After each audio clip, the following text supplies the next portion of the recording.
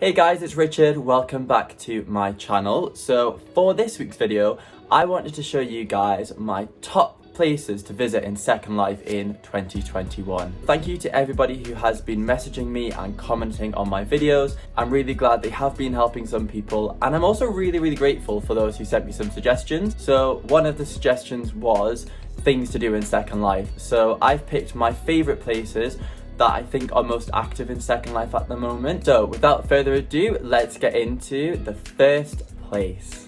Okay, so the first place I wanted to show you is called the Blake Sea. Now this is probably the biggest sailing route in Second Life. So just to show you on the map, so this is where we are on the Blake Sea, Siren's Isle.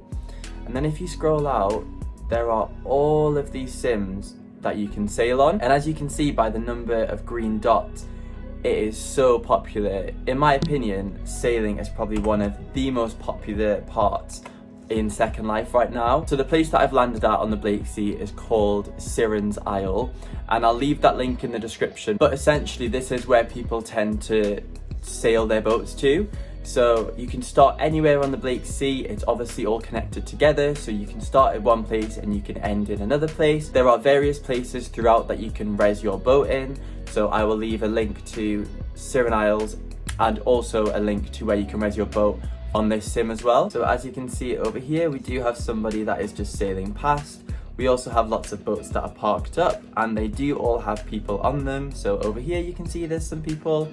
There are people on all of the boats. There are so many different sailable yachts and boats, speedboats, massive cruise ships, all these things that you can buy.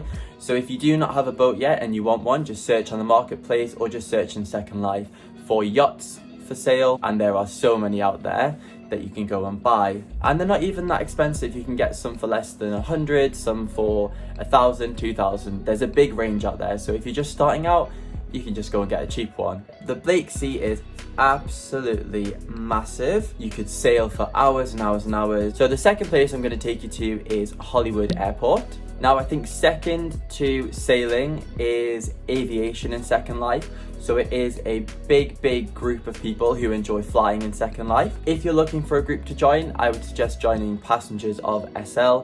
And there are a couple of other groups as well which are populated by pilots. So similar to the boats, you can buy little helicopters, you can buy little private jets, you can buy massive passenger airline planes, all that you can fly. So whether you just want to be a passenger, you can come over to the airport and you can get onto somebody else's plane, or you can fly your own planes. If we just have a little look around, so as you land into Hollywood Airport, you have an airline called Nexus Air. So this is an airline that has been created by a user in Second Life, and you can contact a pilot if you want to go on a flight. You can arrange flights. I think they also have a group where they will tell you when the next flights are, so you can go and join into a communal flight. Around the airport, there are many different hangars. So you can rent the hangars, so some people decorate them out and create their own airlines, or they store their planes.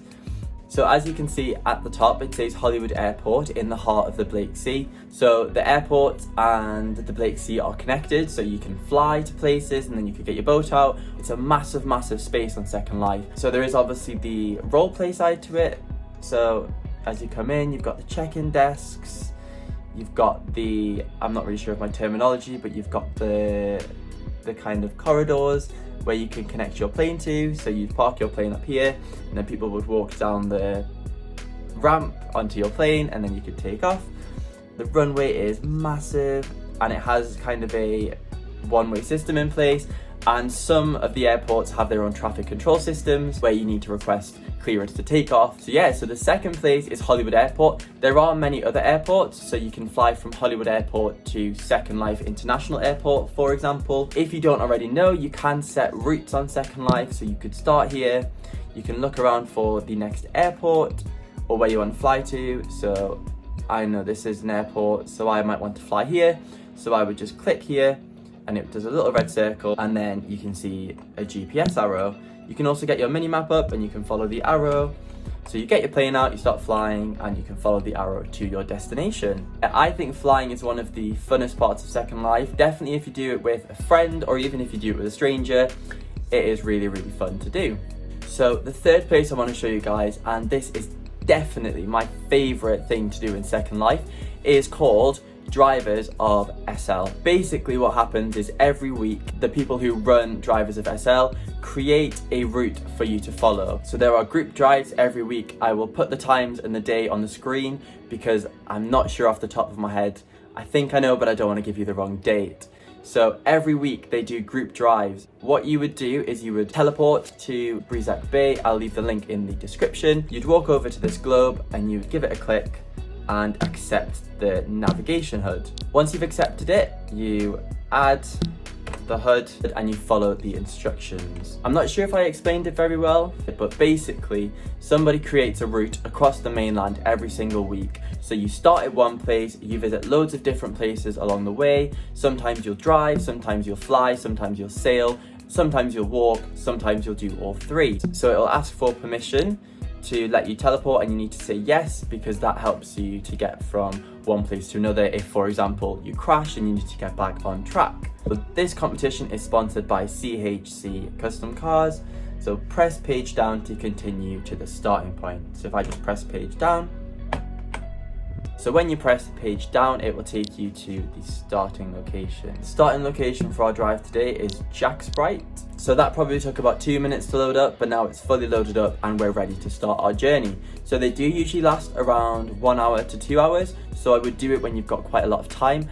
And once you get to the end of it, if you do it properly, because the HUD knows if you've done it properly or if you've skipped through it, you usually receive some sort of reward. So that could be a car from a creator that's sponsored this week. It could be a helicopter, a boat, it could be anything. Sometimes they're really, really good prizes that are worth thousands of lindens. Other times they're not so much, but it gives you something to do, and there is an incentive because you do get something at the end if you want to collect them. So our first task to do is begin in a road vehicle. So first thing we need to do is drag and res our car onto the road, get into our car. So you need to follow the arrow. So if I just turn my car around without running this lady over.